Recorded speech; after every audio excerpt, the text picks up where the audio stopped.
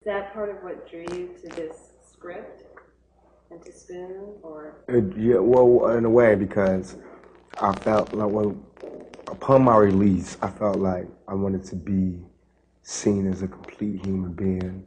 I'm through, like, mimicking characters for people so that they can get a better understanding on what young black males are about. I want to mimic whole characters so that I can get a better understanding on what men and human beings are about. So now it's like I don't care about making people understand how we are. That's what I used to do. Every part was just about digging deeper into who young black males are, and I felt like I was the actor that could do that. I'm not interested in that. And Spoon is my first venture into breaking off into that new philosophy, as far as it being not all sad, not violent, not all serious, you know, and it's funny. To somebody who just hears that I'm a heroin junkie, they'll think, oh, it's just the same thing. But that's part of the love that I'll get when I see them see the movie and they go, oh, you know, and then it's a heroin addict like you've never seen. It has so much, well, it's really got a lot of realism in it because, I mean, in real life, you're in a horrible situation, something funny happens, yeah, and it's still funny. Yes, and that's what I like. And we're like, it's like, we always joke, me and Tim, that it's an action movie. We're action stars now. We running and stuff. And if you look at us, we look like the two most unlikely action stars in the world. So it's like we always joke like we're the new Danny Glover and Mel Gibson. I'm the Mel Gibson, he's the Danny Glover.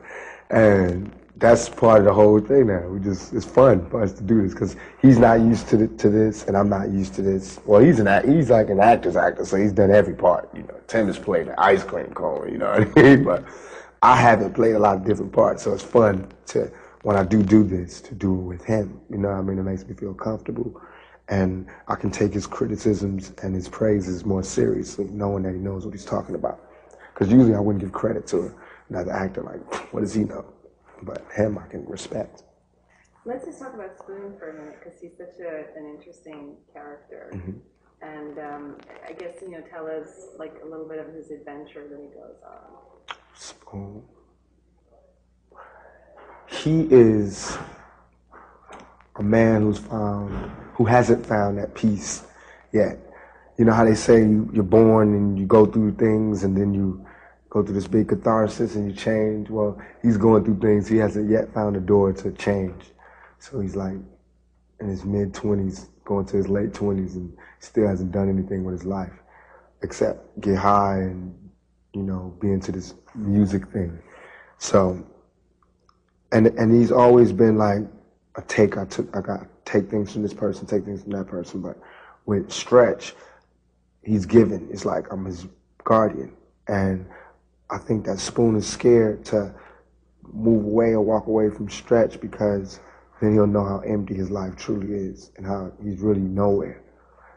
So to me, that's good because it talks about a need for friendship, and it talks about the bond that our friendship is about. Not only me and Stretch, but Stretch and I and Cookie. You know what I mean? The bond that we all share. So that's what I think is deep about that shit. That is really well explained, because Spoon is the one that decides that you guys should quit. You know, Doc. And you keep like pulling and Stretches back to mud and getting into trouble. He represents euthanasia, you know, to die slowly, to die painlessly. You know what I mean? That's his character is euthanasia. And my character is reality because I don't want to die. So when it comes to that point where we get to the door where we either die, you know, we got to take that big chance.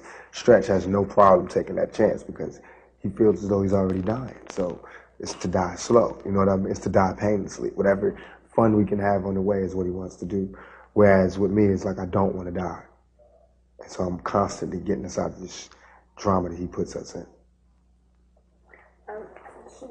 Is this milk gonna bother you? Nice. That's a law. Yeah, that's a law. You have a really nasal voice. You learn that in acting class. They pass out cigarettes. I know you've done some acting before, you know, like 3 or 4 movies. Was it something that always interested you? Was it like a natural outgrowth of performing? I believe rap is like more like it's like performance music. But what it truly is I've always been an actor. And rap music, the reason I've been successful in the rap game, I think, is that I treat my albums like movies, and I treat writing it like I'm a character writing a story, you know, for each album, whatever I'm going through, whatever stages I'm going through. And I do it vividly with vivid pictures, with action and description and a beginning, middle, and an end, and conflict and, you know, redemption and things like that. So I feel like I've always been an actor, and acting is my first love. I went to school of performing arts. I studied. I wanted to be an actor. But due to the poverty and the natural circumstances that stopped me, like being poor and homeless and all of that, I never got a chance to leisurely study acting with great teachers and, you know, fine-tune my craft. What I did do, though, was throw myself into the streets and learn as many experiences as I could. So now that I have the opportunity now to relax, exhale, and actually work on the craft, I have so many things to draw from, and it makes it where I'm comfortable now with this, where I wasn't doing those other movies. It was just like a hobby. Now I'm an actor, and I don't want anybody to take that from me and say, you're a rapper who's acting, because you would hardly pay me this, and you would hardly get these scenes that you're getting if I was a rapper just acting, you know what I mean, for the check. So I'm an actor. I just happen to rap on my spare time instead of being a waiter. Do you think part of the reason you've been so incredibly successful as a rap artist also is that you've created, like, your songs create a complete character that you kind of put out there? Yeah, I think that with my music, it's like watching somebody go through things my whole career. And I feel like it's like if James Dean was a rapper, it'd be me. You know what I mean? Or if Marilyn Monroe was a rapper, it'd be me. The person who you can just watch go through crazy drama and just, you know, you could either cry, laugh, cheer, or whatever, but it's not happening to you, it's happening to them. And I'll tell you vividly, because I don't know that you're not supposed to tell people everything that happens in your life, so I just tell them. And that's what I think has made me successful, if anything. And now has it become kind of like larger, you know, Bondi was talking about like being with you on the set and reading the papers that you're out like doing stuff. Yeah, and I'll be right there. It is that. And that's what's, I guess, that's what's frustrating and aggravating, that I can't live down this big shadow that I made to protect myself. Because it started out as just being, I need to get an alter ego to keep people away from me and to protect myself, which everybody does. You know, like when somebody breaks into your house and you know he's in the house, you wouldn't go in your real voice, excuse me, are you breaking in my house? You would go, hey, what you doing in my house? It's the same thing that I do, you know what I mean?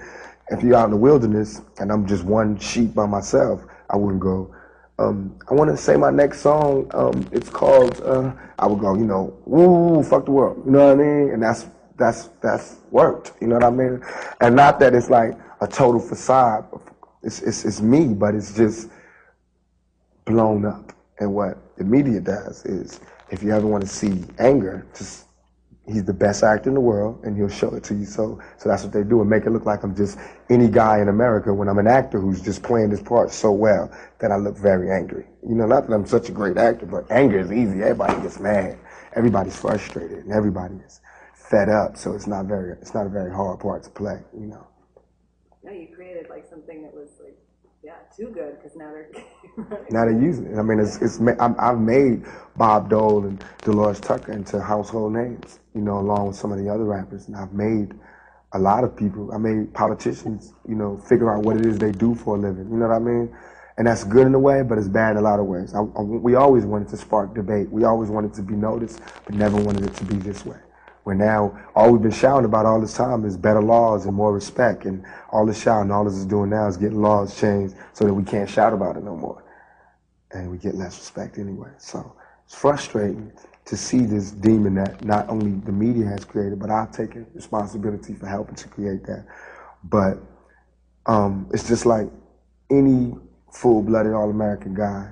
When you're in high school, you're the party animal, then you want to grow up. But what if you was in high school all your life and nobody wanted to see you go from the party animal to the student or the scholar? You know, it's just too much fun, because what it is they don't have a party animal who's as good as I am, who's as articulate and fun to watch and charismatic. You know what I mean? That's what they actually say, and that's how they actually feel. It's not me jocking myself, but that's how they feel. It's like, oh, he's the best villain, because at least we can hear what it is we don't like.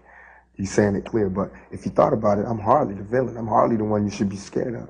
It's the guy that can't talk. It's the guy without a job. It's the one with scars on his face, not the one clean cut. You know what I mean? You should be worried about a lot of other things, but not me.